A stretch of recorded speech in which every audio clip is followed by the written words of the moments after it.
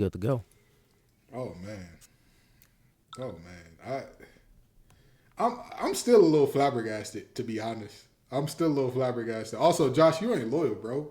You wearing the What I Miami do? Dolphins shirt after what just happened? Look, so here's my thing. Here's my thing. Nah, bro. If you don't rock with the Lions no more, again, now me and Dan Campbell finna be playing "Love You Better Together."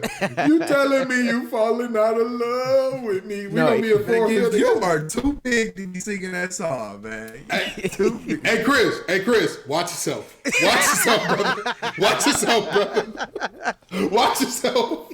Because you too old Hey, to be moving out. chill.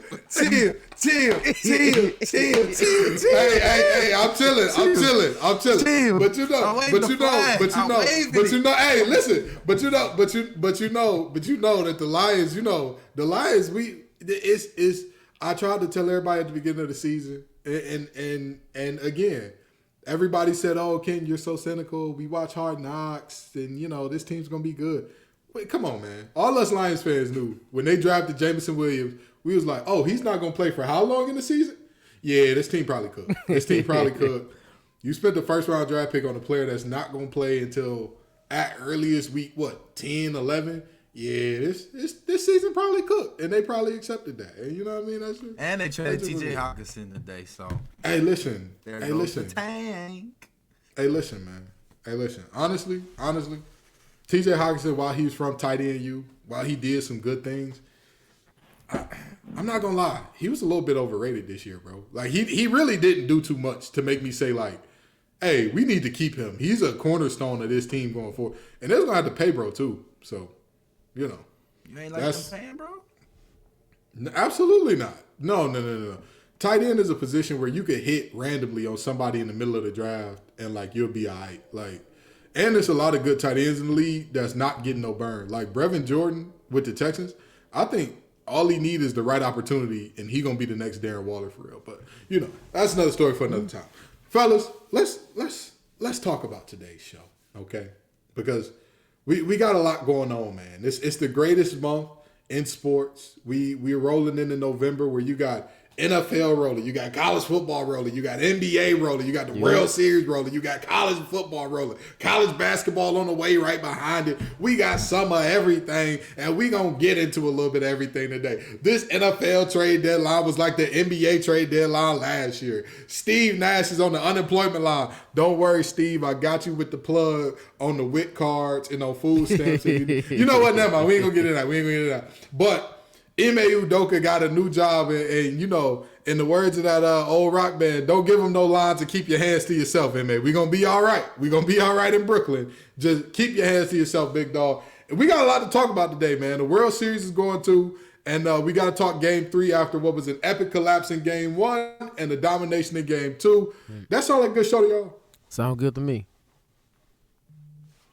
Great show. All righty, well, let's get into it. What's up, y'all? Have a seat. It's your favorite hour of the week with the Facts Over Axe crew. We got the master of the mix and master, Josh Guyton, in the building. That is I. We got the money man, the man of the plan, Chris Allen, in the building. Right here.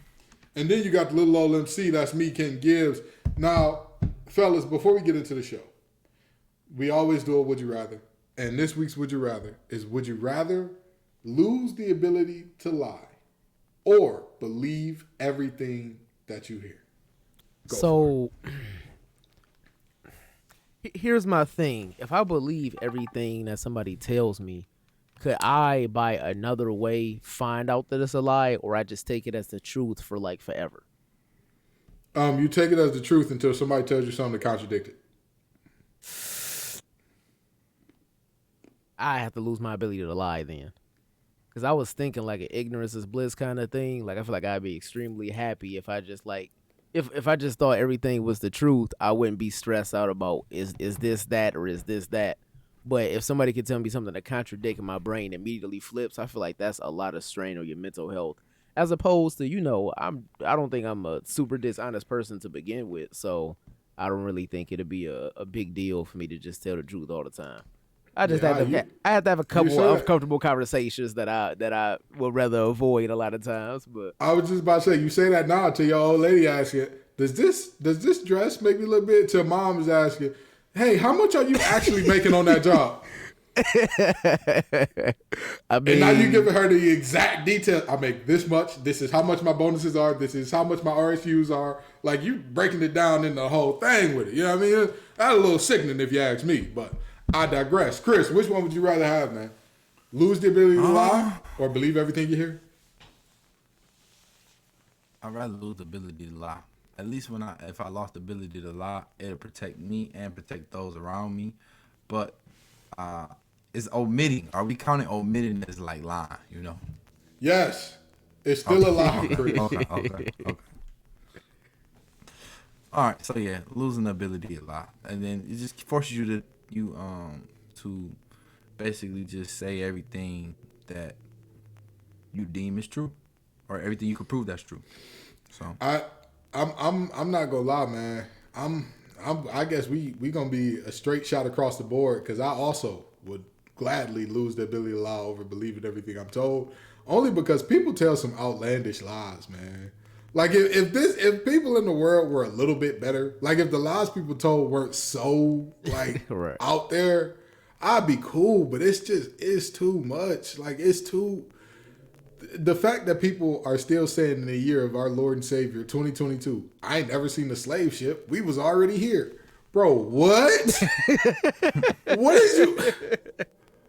What in your mind tells you like, oh yeah, like hundreds of years of history, like legitimate centuries of empirical evidence, all fabricated to keep up one lie propagated against one group of people in one country. What is wrong with y'all? Like, I can't, next thing you know, the Hoteps and Hebrew Israelites done recruited me, and now I'm sitting up here spouting off craziness to more people. It's just not worth it. You know what I mean? It's not worth You it. finna have one of them hats on. Hey, Chris Mann's wearing a hat, but we ain't gonna talk about that right now. We ain't gonna talk about that on the show. We ain't gonna talk. hold on.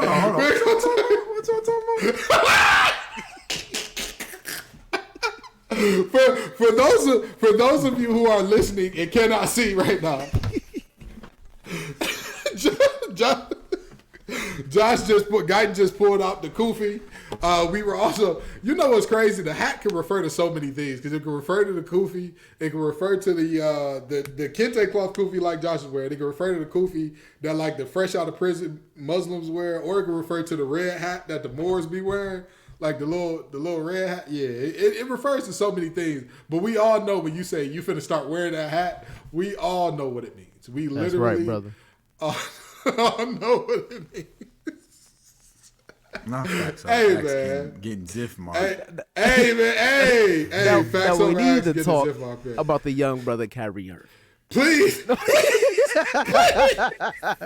Hey, listen, and you know what, Dr. Zifmar, we gonna give you your wish. Tell me this, because we got you on the show, we got a special appearance from Zifmar, so we gotta ask you, did Steve Nash quit because Third Eye Kai was too much with all his knowledge and wisdom of self? Talk to me, brother. Listen here, my brother. Hold on, bro. Hold on, bro. Guy gotta get it out, bro. Oh my God. Now, first of all, my brother, all of this starts back in 2005, 2006, my brother. Okay, talk to me. Talk to me. Because Tell me for what's going on. starters, the white man robbed the black man out of 2 MVPs, brother. Steve Nash got two of them things. He got two of them. He got two of them. Now they think that two. MVP mean most valuable player, but we know that man was not the most valuable player to his team or to the NBA. What it really means, break it down, David Stern was in charge, and he wanted to make sure that the league was represented by a mayonnaise valid.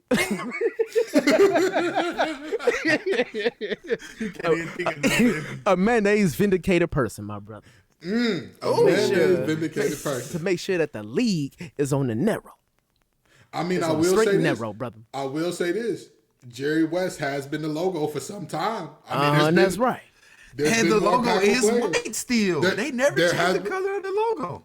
there has been more impactful players. You know what I mean? So I mean, Dr. just break it down. Jerry West, gerrymandering, my brother. Do you not find a coincidence right there? Hey, listen. Facts over acts encourages you to vote. I voted early today. You know what I mean? You got to get out there, exercise your rights while you still got them. You know what I mean? Exercise that right.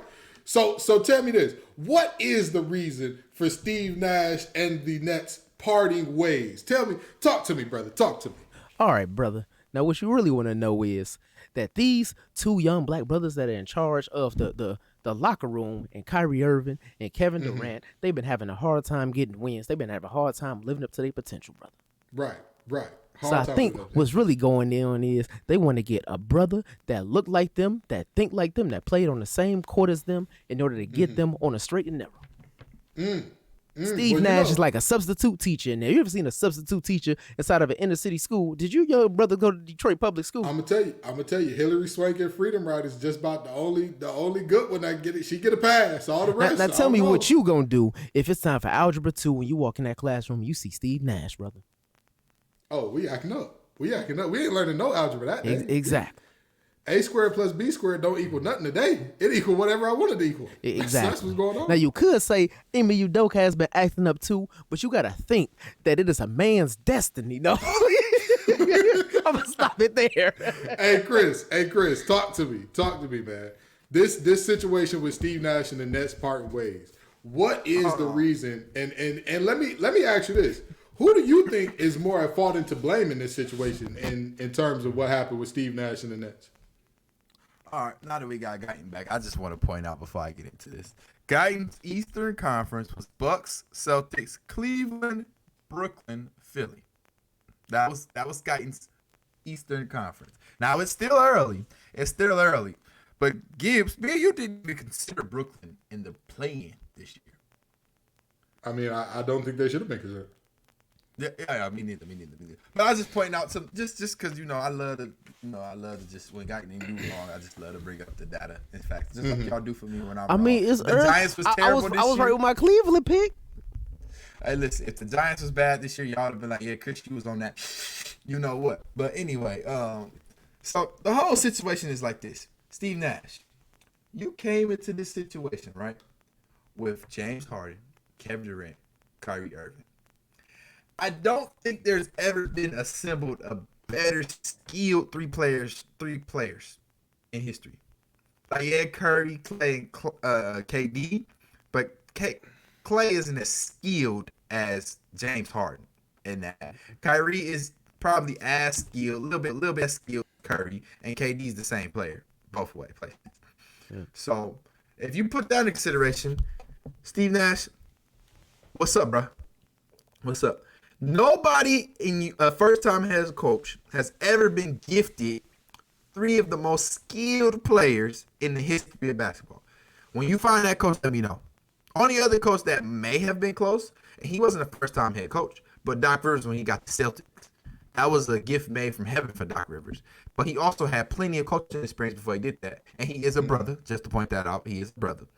But nobody has had their cards dealt that way in their favor that early in their career. Yeah, that's fair. That's fair. So I challenge this.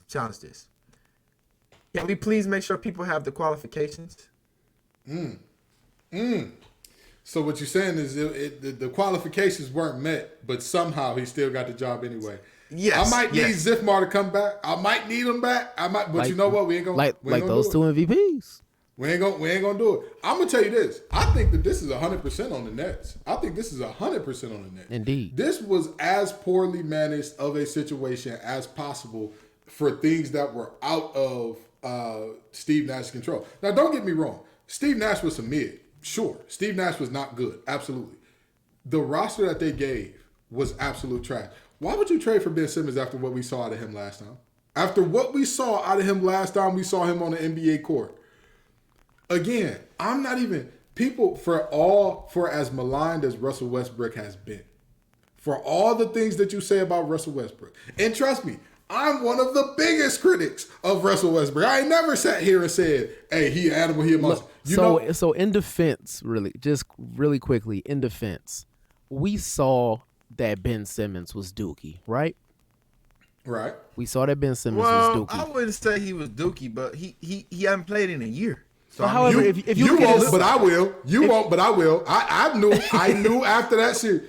if you that look at man, his size and his skill set, it's no way that you looked at that and thought like, yo, he gonna come out of this situation worse.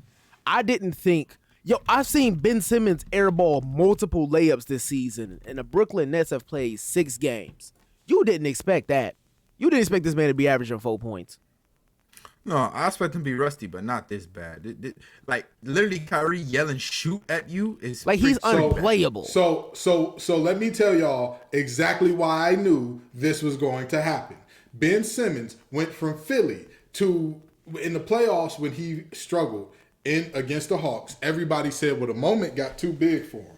He went from Philly to not only the biggest, I believe New York is the biggest market in America, correct? Or are they second biggest? I know it's them in LA, 1 and 2. Either way. No, the Knicks are the number one. No, I'm saying just in terms of city, but which one got the number 1 market, New York or LA? One of those. I know it's one New of those York, two. New York. Okay, That's what I'm saying. The Knicks are number one. So he went from Philly to the number 1 market in America. First of all, second of all, not only number 1 market in America, New York got to be one of the top 5 or 10 markets in the world. In the entire universe, as far as we know, that all the places that have basketball as we understand it, he went to one of the biggest ones where all the cameras are on you all the time. Man, What Martin listen. Luther Irving. Man, listen. Hey, and what did Kanye West say?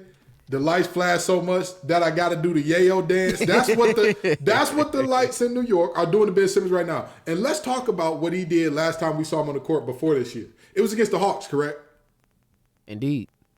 Okay, let me read y'all his fourth quarter scoring stats or shooting stats in those fourth quarters against the Hawks. They went to 7 games. 2 of 2 in game 1. 0 of 0 in game 2. 1 of 1 in game 3. Games 4 through 7. 0 of 0. It's not, again, for everything that we say about Russ, you know what you got to give Russ credit for? You could say he's self-checked. You could say, well, if you playing him, you could put a center on him and have him wait in the paint. Sure, but you know what Russ still going to do? That center got to be up on his toes. That center got to say, all right, man, I'm checking Russ. He going to come at me. He going to hit some type of euro. He going to hit some type of hop step in the lane. Going to hit some type. But you know that he's coming with the intent that you have to at least acknowledge him on the court. If you watch how teams are treating Ben Simmons this year, it's like they're not even acknowledging his presence. Not only are they playing 5-10 feet off, they're also just, whoever's defending him is actively looking around at the other players on the court. Yeah. And you're a supermax guy.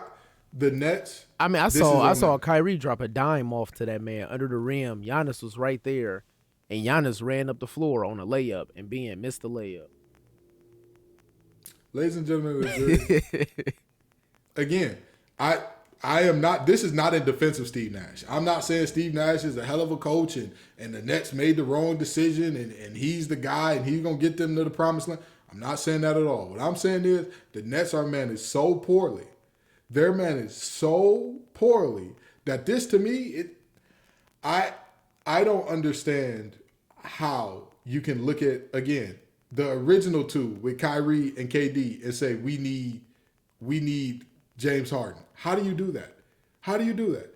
You have 2 ball dominant super scorers and you say let's go get a third. Let's go give up our depth. Let's go give up our defense. Let's go give up our young guys. Let's go give up our future to get a third. How do you do that? How do you do that? That's not on Steve Nash, because what can Steve Nash do to get them a rim protector? What can he do?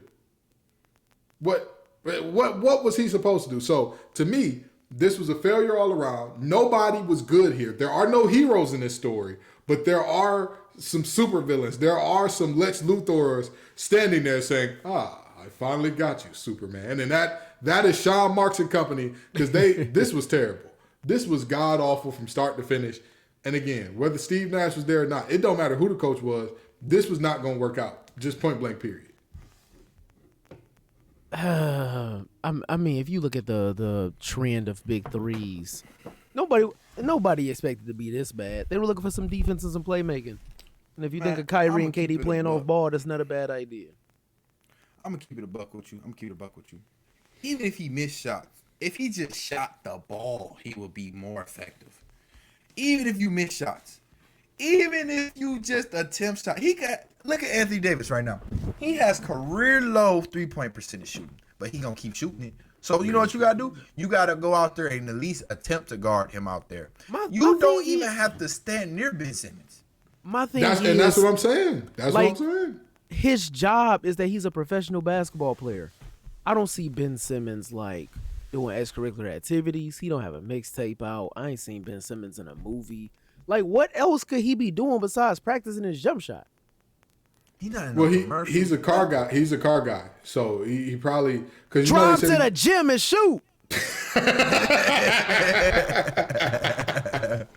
I mean, listen, he probably just on the track, you know what I mean, going duff. That's probably what he's doing.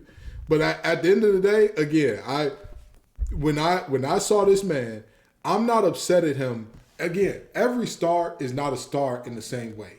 Some people star in their role, right? People ask all the time, should Ben Wallace actually be in the Hall of Fame? Yes, Ben Wallace starred in his role like we have only seen one other time before him, and that was Dennis Rodman. We had never seen anybody star in the role of, I am a rim protector, I am undersized, I can defend 5, 4s, 3s, maybe even a 2 if you kind of slow. And we've never seen a guy do what he did. He starred in his role. If I'm looking at Ben Simmons and saying, what's your problem?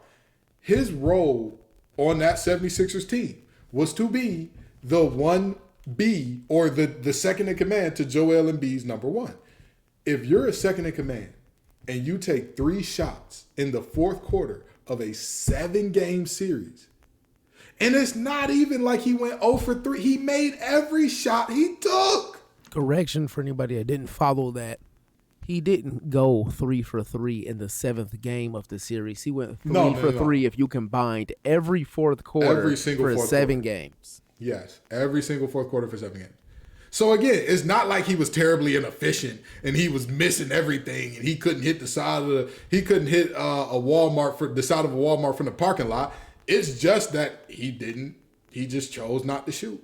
And we all saw the Matisse Thybulle moment where he was going up and had Trae Young under. Nobody on this show, nobody who has on headphones that's talking right now is shorter than Trae Young. Like, very seriously. It is very rare where we can talk about basketball and all of us are taller than whoever we're talking about. And this is one of those moments. None of us are shorter than him. And he said, I need to dish. I need to dish here. Again, I knew that man was broken. From that moment forward, I said, oh, he's done. And He's Paul cool. Matisse Thybulle, he didn't even know he was getting the ball, man. He was trying to I gotta go up. Somebody gotta go up. So let me ask y'all this. So let me ask y'all this. Now, one thing that I will give Zifmar credit for is he was very right about the whole Steve Nash is more of a substitute teacher. Ime Udoka is known for a no-nonsense, which is kind of ironic looking back at it, but he's known for a no-nonsense, very firm, very business-like style. He got outset to relieve stress. So, with that being said, do you think that Ime turns this team around? Talk to me. I do, because Steve Nash is not a disciplinary coach. Mm-hmm. Steve Nash is not a disciplinary coach. He's really Kyrie and KD wanted him there because it's kind of like a friend. You know that person that's supposed to be an authority, but they're just there letting the guys do what they want to. And although Ime is similar in age, he played in the same era of basketball. He's not going to allow that. And we saw that with the Celtics it's like when your last year. homie get promoted. It's like when your homie get promoted and you can't take Right. it serious as the manager. You're like, hey, bro, you need to close out your register. Oh, close out your register. Yeah, exactly. All right. I mean, we saw that last year in Boston. Even when you look at a player like Al Horford, who's not that far in age from Udoka, but he was able to, command respect of all of those guys, regardless of their age, regardless of their skill set. And I think that if you want KD and Kyrie those two together to play at a high level, you need a coach that's gonna command respect. Mm-hmm. I feel you. I feel you. Chris, what you thinking, man? Does Ime turn this season around? What you got? I ain't gonna lie, bro. This looks very bad for Kevin Durant. Let me tell you why. So Kevin Durant lost to the Warriors, right? And then he went and joined the Warriors. Kevin Durant got swept by the Celtics. And I'm pretty sure they talked to him about bringing Ime Udoka into the locker room. I'm 90% sure they talked to Kevin Durant about that. And he said, yeah, definitely do that. Bro, good. So let me tell you why this is going to get crazy, right? So you got a suspended coach going into a circus, okay? So first things first, he going to be the center of attention because they're going to be talking to him about his suspension the whole first 2 weeks he's there. Then they're going to ask Kyrie and Kevin Durant, who you know how much they love the media. They just freaking love the media, right? They just freaking love the media. So Kyrie's going to act funny. KD going to act funny. So it's going to start off crazy at first. They're gonna be playing YNJ when he walk in. It's the Coochie Man. Yeah. So I'm about to draw up a plate.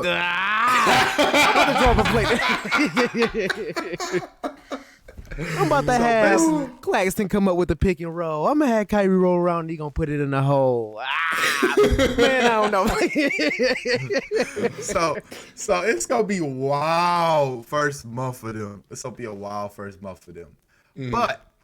But I think this is good. So what did he do well with the Celtics? Let's talk about it. Defense, an area that the Nets lack. And playing when you don't have your starting big man, which the Nets don't really have a really good big man. Claxton, I don't know what happened. We were high on him last year, but he said, "Oh, y'all thought I was gonna get a bag." Nice try, Goofies. Nice try. So not doing it. So basically, what's gonna happen is they're gonna figure out how to play without a big man. Kevin Durant gonna probably play the 5 a lot, just like Tatum played the 5 a lot, you know.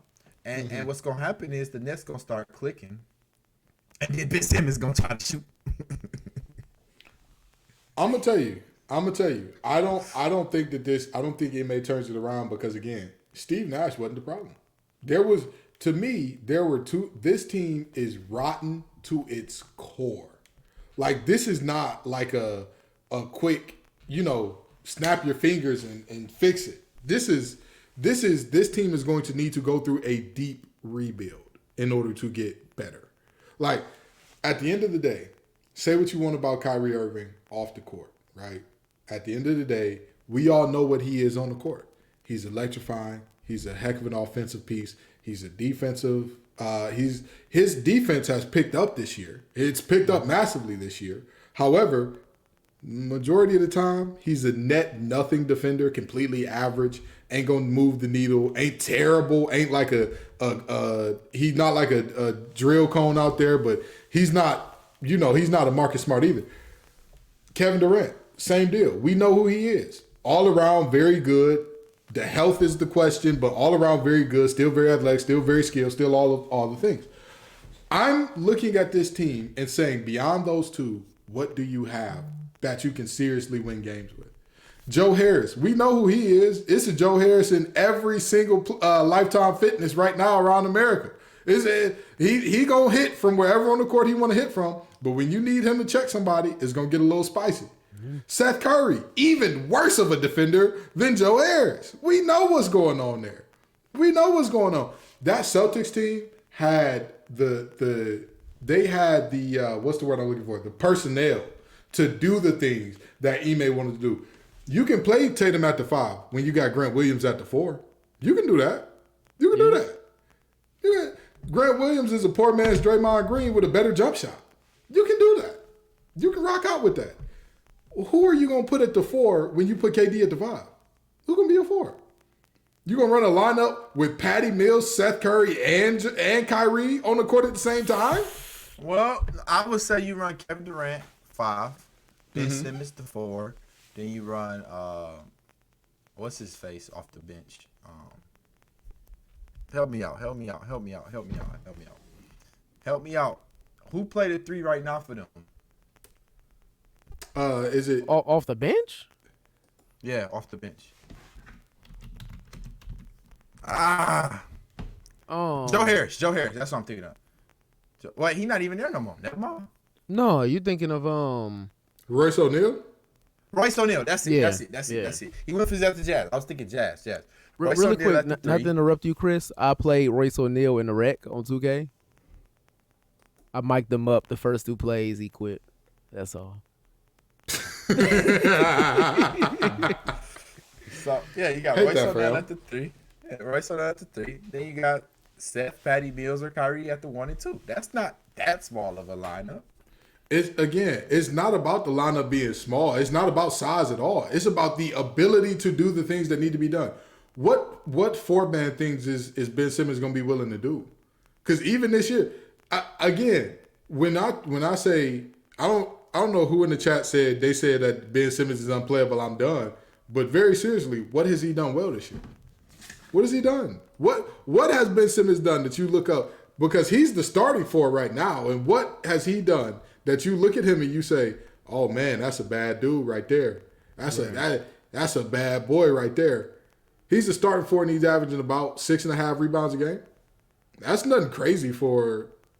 I mean, if you're a stretch 4, I guess that's good. But Ben Simmons ain't stretching nothing but his hamstring. So I don't understand why that's the number for a guy that your job is to set picks and be a lob threat, I guess. Like, again, I don't think they have the personnel to make this team work, regardless of who the coach is, if Greg Popovich ain't walking through that door. That's it. That Pop is the only one I think could turn this thing around. Other than him, I don't care if Red Auerbach came back from the grave and said, hey, I need to do some coaching. Yeah, I still don't believe in this team. He'd come back from the grave and say, they let y'all play.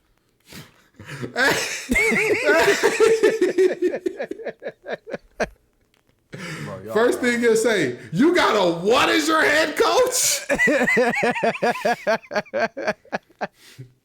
Nah, get him out of here. Get him out of here. No, but seriously, I just don't think this team has the personnel. But it's to be seen because, again, we've been wrong before and we'll be wrong again. We've all been wrong on this show because somehow, even with they lost last game, the Giants are only 3 games out of first place in the division where the leader is undefeated. So, we've all been wrong before. We all probably going to be wrong sometime in the future here. But, fellas, the next thing that we got to talk about, because, again, we got a jam-packed day in terms of all the things going on with all of the sports news flying around. And when I look at what's going on in terms of the NFL trade deadline, right? We already talked about Christian McCaffrey getting traded, but the Bears were very active. They got rid of Roquan Smith to the Ravens. They got Chase Claypool for a second-round pick. The Broncos sent Chubb to Miami for a first and Chase Edmonds and a 4th rounder. The Lions got a 2nd and a 3rd round pick for Hawkinson while sending away 2 4th round picks. Or a 3rd and a 4th round pick, I believe. So, fellas, with that being said, tell me which of these trades, or tell me which trades were most impactful on this season and beyond to you. Okay.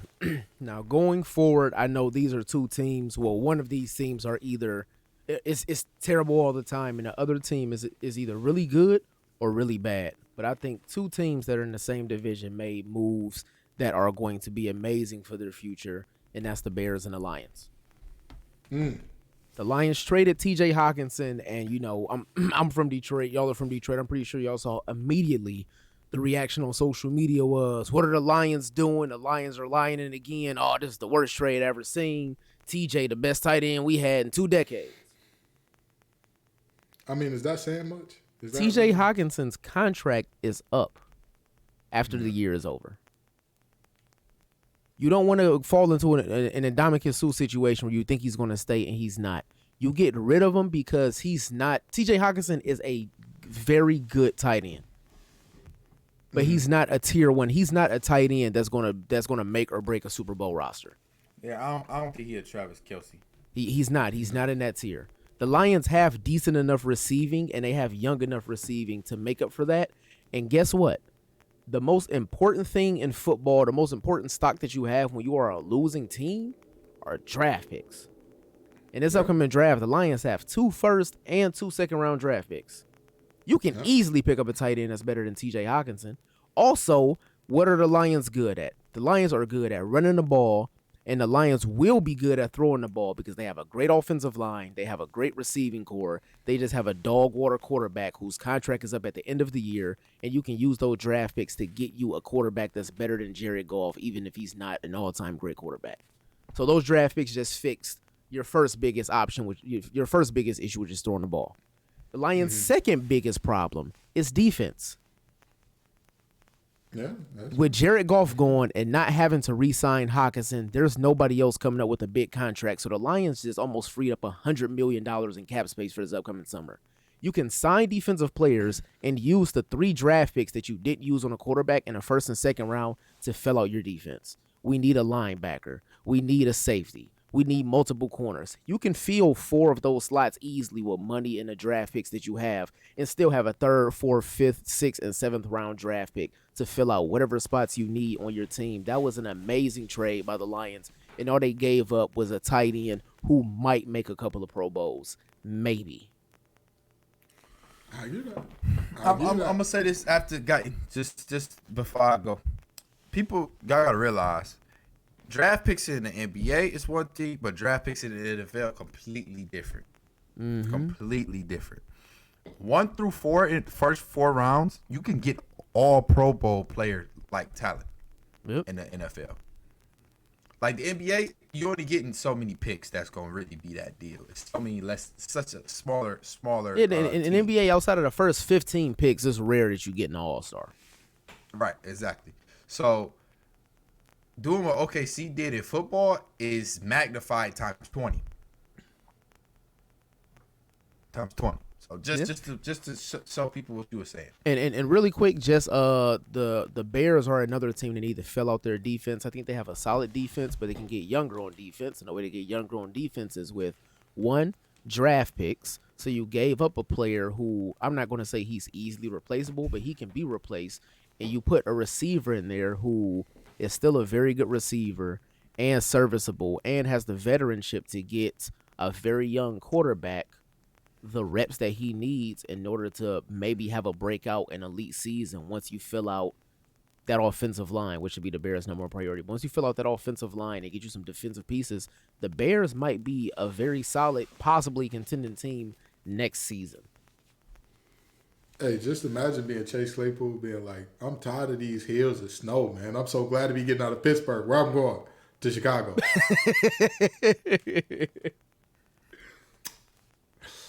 I hate that for him. I'm probably moving to Chicago from Massachusetts. So I feel him. That's different, Chris. That's different. And the fact that you even say the state Massachusetts and not like a specific city that anybody knows, that means you probably don't want to be where you are. You know, like that's just kind of the deal there. It makes sense. Chris, which one of these trades or which few of these trades make the most impact to you? Which ones are you looking at like this team might have just changed their franchise? I'm gonna have to go with the Dolphins. That Kareem Hunt pickup might have saved their season because they were on the collision course to have a terrible season when they started off hotter than fish grease. I remember that 1 year, Gibbs. You remember we first started the podcast, right? And I told you my fantasy lineup, and I was like, bro, I drafted Dak Prescott. You was like, man, Dak Prescott started hotter than fish grease, but he gonna sell you at the end. And what happened, Gibbs? I lost in the Pro Bowl. I lost in the finals.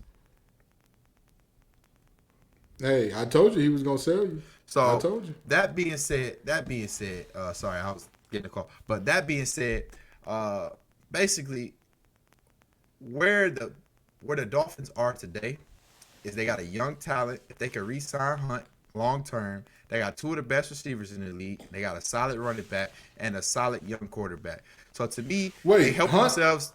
Oh no, Chubb, the Chubb that went to the Dolphins is Bradley Chubb, the defensive end. No, but they got the running back too, right? They got Hunt? Did they? Yeah, they got Kareem Hunt. Oh my God, I didn't see that. I didn't either. Not see that at all. I didn't see that. What? Yeah, they got Hunt. What? No, they didn't. No, Hunt. He's still with the Browns. Yeah, he's still with the Browns. Trust me. We were all looking around for Hunt to get moved, and he did not.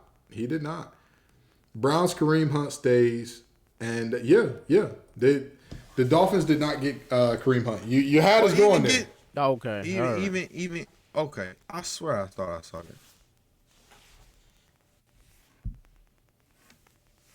You had us going, Chris. You had us Well, going. anyway. My second one was Chicago, just like Guyton said, because you finally get Justin Fields some help that he desperately needed. He started to step up too. You know, his Right. last 3 games he played sensational. So it's getting way better. It's getting way better. So, in the last 20 years, there have only been 2 linebackers with 300 tackles and 30 or more tackles for loss over a 2-year span. Do you know who those 2 linebackers are? How many years? In the last 20. I'll give you a hint. That should help you out. Both of them have or will play for the Baltimore Ravens at some point. That should have made this thing way too easy for you. I mean, I assume.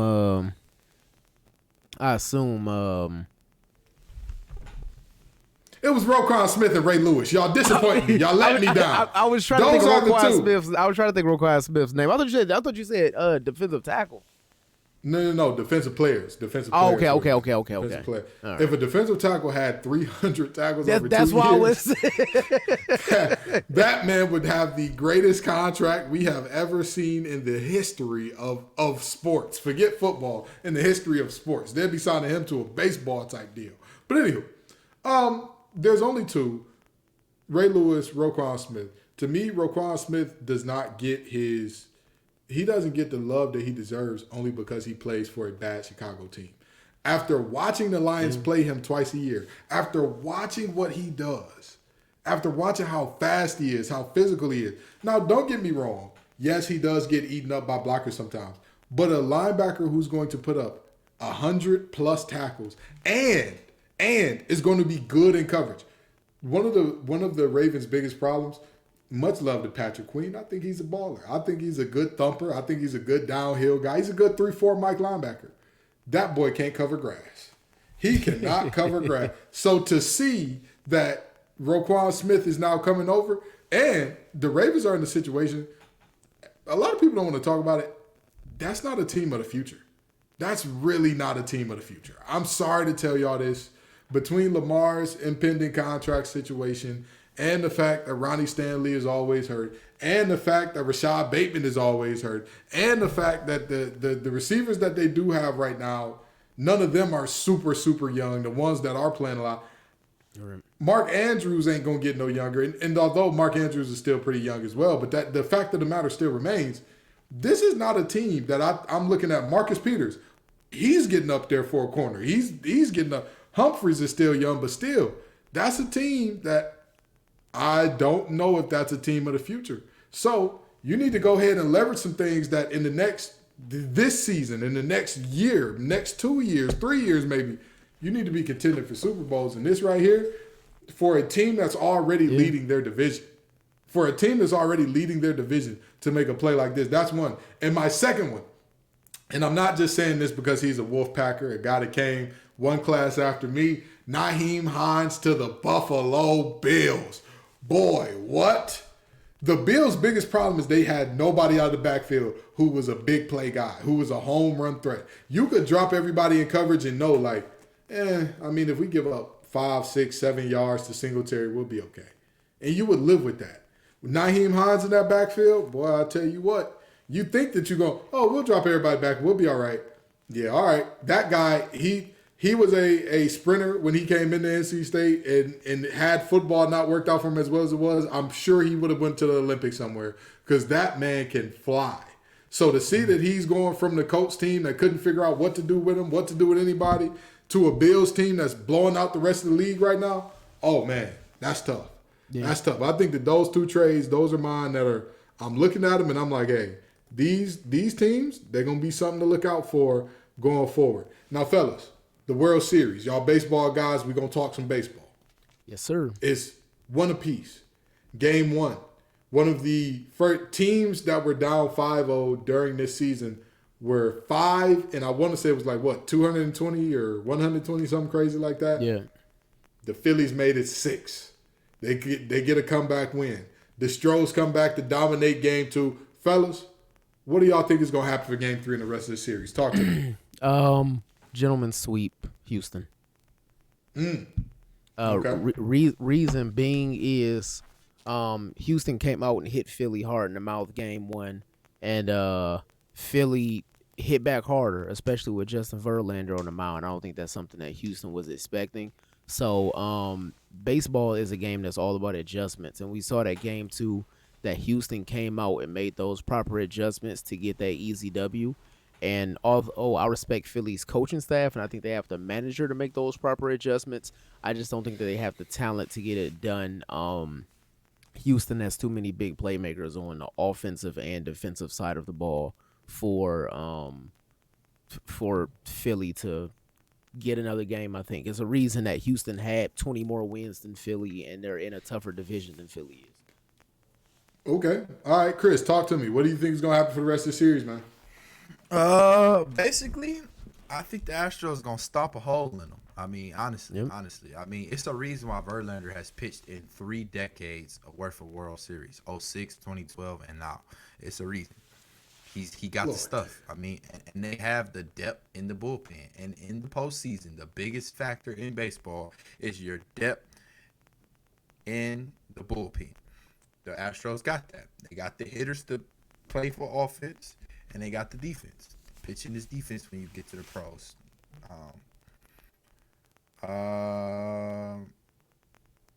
It is what it is. It is what it is. It basically just shows that Philly is a couple seasons away. I think they knocking at the door, but I think they need to fill some of the holes they got. And some of the holes they got is their hitting depth.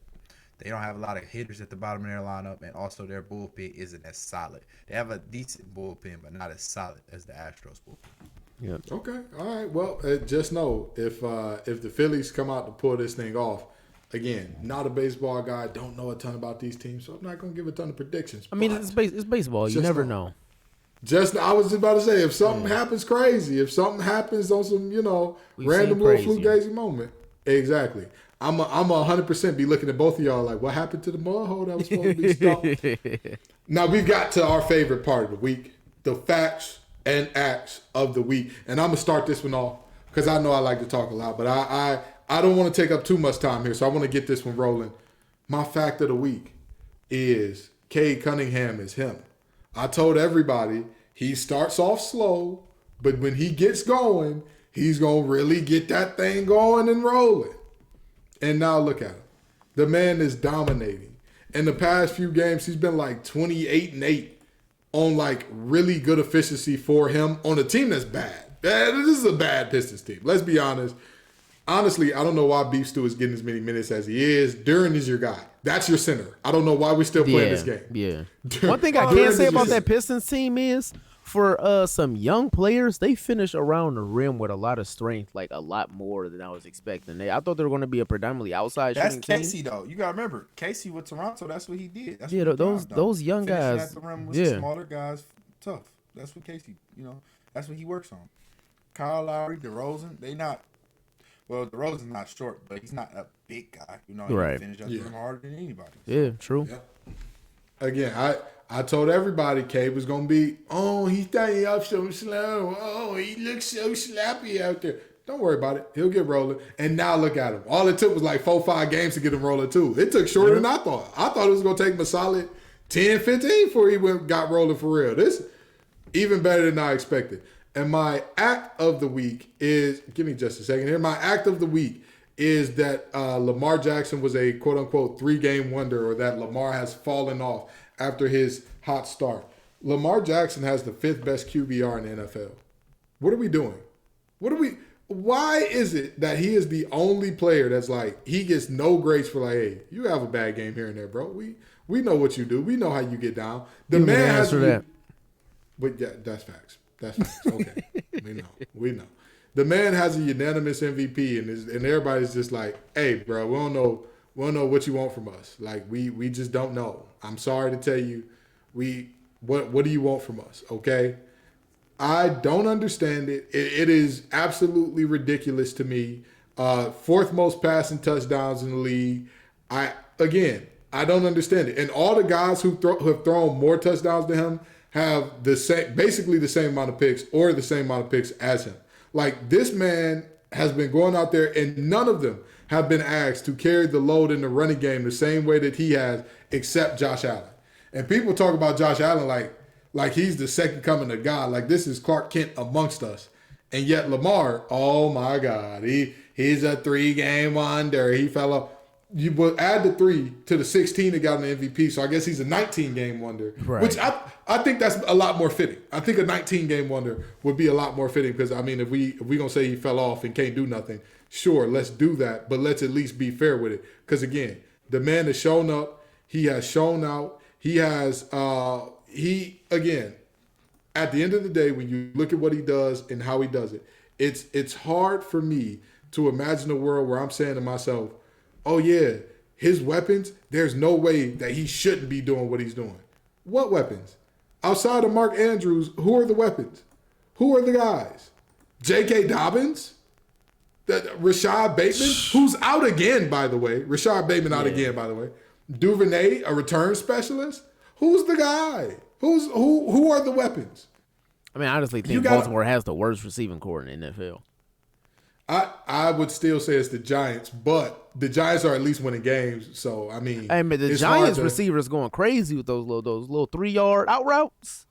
They 3-yard out route you to death, boy. Hey man, again, all I'm saying is this: you got on the Dolphins sweater right now, and we saw the difference between what Tua was before, and all of a sudden you get him one of the fastest players in the draft in Jalen Waddle. And you get him one of the best receivers in the league in Tyreek Hill, and all of a sudden he looks like a freak of nature. That's what happens when you get good quarterbacks, good receivers. Josh Allen, everybody thought, raw, mid, underdeveloped. Then this Diggs character came, and he got really good. Lamar has little to nothing, and is still out here balling out. Lamar, again, take away any top quarterback's receiver core and give them the Ravens and see what happens. That's my fact and act of the week. Chris, what you got? My fact of the week is simple. It's very simple. Very, very, very simple. The East is wide open. The East is wide open. It's 5 teams I could say that look like Eastern Conference champions this year. The East is wide open. Cleveland looks good. The Bucks look good as always. The Sixers are turning it back around. The Celtics look good. And lastly, hey, I'm drawing a blank. Where my paper? I wrote it down this time. And lastly, the Hawks look good. That's 5 teams that all can potentially come out the East. You got Nate McMillan with Atlanta. You got Doc Rivers looked like he was gonna get fired, but then Harden and B started learning how to hoop together again. They even up their record. Cleveland just looks like they're a well-oiled machine. You got Karis LeVert dropping 40 off the bench. This might sound crazy. Could we possibly see Donovan Mitchell be an MVP candidate? No, that's not crazy. That's not crazy. I was just about to say that's not crazy. He look. If I had to end the season right now, I might give Donovan Mitchell MVP. Thank God that we don't end the season after 7 games. I mean, but I get that. You're absolutely right. He's. I'll tell you what. Early season in terms of like MVP voting and all that, he's definitely one of those guys that if it did end the day, he would have to be in that consideration. He'd have to be in those talks. So, what's your act, Chris? My act of the week, and y'all ain't gonna like this. The Pelicans is faking y'all out.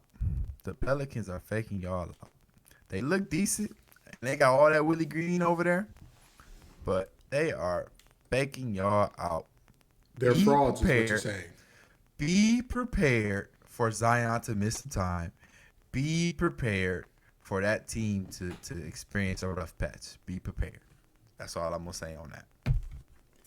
Hey, you know what's crazy? That Pelicans team is 4-2. They're in 5th place right now. And I'm going to tell you this. I've never believed in them to be like a really, really good team. But I think 4 or 5 was about their ceiling. I think that's about like everything goes well for them. You know, they really have a good season. I think that's about their ceiling. So, I get where you're going, though. Josh, talk to me. What's the fact and what's the act? I'm going to take it over to Combat Sports. Fact of the week, Jake Paul is him. And I don't mean that. I don't mean that in the terms of he's a world-class boxer. I don't mean that in terms of him being an elite striker. I mean that in terms of he has manipulated the market of boxing to such a degree that we're not going to see him lose. We're going to see him beat notable name after notable name. And I said this on a podcast maybe a year ago. The money is too long. If Jake Paul hits up Anderson Silva and says, yo, here's go $3 million. Go ahead and take this L real quick. You think Anderson Silva turning that down? I would hope so. I don't think there's a lot of athletes in the world that's turning that down. I don't know to what degree that Anderson Silva managed his money, but Anderson Silva was a world champion in 2011. And we know UFC don't pay their fighters well. Yeah, And any UFC fighters that have a reach, elite financial status has been off of endorsements, has been outside of the sport. has been being in movies like Chuck Liddell. Yeah. At the height of his powers, he was in everything, bro. Every time there was a bouncer or security guard, you'll see that cut. You'll see that little patch. Hey, man, you can't get in. Chuck, what are you doing in this movie? Yep. So look, every washed up fighter that got a notable name, he my favorite fighter ever. You might see Jake Paul versus Rampage Jackson next. Hey, man, stop playing. Go ahead and throw Stop a couple playing. of million. Jake Paul gonna keep winning those fights. And I can't be mad at the hustle. I'm disgusted by hustle. Not on his end, but like those fighters, bro. Why are you taking a dive to Jake Paul? Like, collect the bread and A just bag. whoop him. Just collect the bag, whoop him, and go on about your way. Just be like, hey, bro, you're not one of us. Sorry. Might be a couple of million extra bonus to take that L. Hate it for him. Hate it. Absolutely hate it for him. My act of the week is that Russell Westbrook off the bench is not going to solve the Lakers' problems. Yes, it looked good against Denver. Yes, they got their first win. Yes, it's going to be a lot better for their team than having Westbrook start. However, it doesn't fix the issue that the Lakers have. The Lakers aren't not going to make the playoffs because because Russell Westbrook's going to start a lineup. They, one, can't guard the pick and roll, and they, two, can't shoot the ball at a decent clip. In basketball in 2022, that's all teams looking to do. Pull up from three and do a pick and roll. And if the Lakers can't defend that on defense and they're not going to be able to keep up offensively with most elite teams in the NBA, then that's it. Man, the Lakers was plus 18 with Russ on the floor coming off the bench against the Nuggets, dog. That's okay. I'm sorry to tell you. Him off the bench solves a lot of problems because let's be honest. The reason that them not shooting threes well is a problem. Well, there's two main reasons. Number one, you're clogging up the lane for one of the greatest players of all time, my personal GOAT, LeBron James. You know what I mean? At the end of the day, regardless of how good LeBron gets at all the other stuff, until that man decides to hang it up, he's going to be good at attacking the basket. However, it's much harder when, there's no shooting going on, so everybody gets to collapse and, Right. strip at the ball and build a wall at the rim, all that good stuff. But the other reason that team not shooting well is a problem is because you play to score points. And if you cannot shoot well, you're having a problem scoring points. Russell Westbrook coming off the bench and absolutely dominating for every second that he's on court with the twos, that solves the scoring problem just a little bit. Of course, you still need the threes. Three is always going to be more than two. We know basic math here, right? Quick maths. But with that being said, him coming off the bench, I mean, again, it's not only that, but it shows a level of selflessness that I think this team needs. I think this team needs to look at Anthony Davis and say, hey, man, you got to be a 5 a lot, period. You got to be a 5. You got to play a lot of 5. And guess what? I don't care if you're uncomfortable. That man was crying and throwing up when we told him to come off the bench, and now look at him. When you buy in, everything going to be all right. And I'm sorry, but I hate to do this, but I want to drop a second act. The Warriors are 3 and 4. The Lakers are 1 and 5. The Warriors have not beat nobody half decent, and everybody is like the sky is falling for the Lakers. But the Warriors, they finna repeat. What's going on? What is the truth here? No, What is the truth? I've seen every one of the Warriors games except the end of that game they lost against the Pistons. I'm not entirely sure I think the Warriors have hit that level as a team. We see teams like this before in basketball, and it comes back to bite them every time, where they feel like they have a switch they can hit. Like, all right, let's go ahead and go out there and win the game. Because Steve Kerr has been really experimental with these rotations, and the lineups they've been putting on the floor in the second half of these games have been extremely poor. I mean, I've seen them run Wiseman and Looney on the floor at the same time with 3-point guards. I've seen them run I forget the young guy that they picked up the backup Steph, but I've seen them run him. Moody? No, not Moody. Moody backs up Clay. Oh, okay. Well, Poole backs up Clay, and Moody backs up Poole. I forget. Okay, It's a foreign kid. I forget his name. Got the yeah, but he's on the floor. Moody's on the floor, and they got Wiggins operating the offense. I don't know, like, if this is an experimental thing or they're trying to get the young guys' confidence up for later in the year. But they've been giving those young guys a lot of minutes. That when you get down to 3-4 minutes and the game is tighter, they're down 10 like they were against the Pistons. That's when they'd be like, all right, Clay, Steph, Poole, get back on the floor and go ahead and make a bunch of threes. So I'm not entirely sure what it is, and I think it might come back to bite them in the end, but they've been really experimental, and I think they're trying to get the young guys' confidence up that missed most of last season, like Moody. Wiseman missed a lot of last season. Kuminga missed a lot of last season. So I don't know if that's a ploy to, try to get their confidence up, but it's not been a good look. Can I say one more thing before we get out of here, and then we gonna get it rolling? What's going on? You still sold on that Clippers of 1 seed deal? You still sold? I said if healthy. I knew that was coming. I'm just asking. Hey, did y'all see I'm this, just asking man? questions. Did y'all see this? They asked Kawhi how did he feel about the Lakers-Warriors game, and Kawhi was like, I don't watch basketball, bro. Kawhi's silly, bro. Kawhi. I feel like the little kid that they said was their nephew, Gavin. I feel like Gavin. I need my hot cocoa because I feel very excited about this. If healthy. I told him again, saying if healthy is like saying Genghis Khan is a good man if you don't consider him conquering like a good portion of the earth. Like that's a huge if. True. That is a massive if. That is this again. Those Clippers. I've told y'all all along. I told y'all when everybody was showing them love and bigging them up before the season. Them boys is frauds. And the fact that everybody was believing that John Wall going there was going to be the difference, that's what told me we're not being serious about this year's NBA coverage. We're not. We're just not. Right.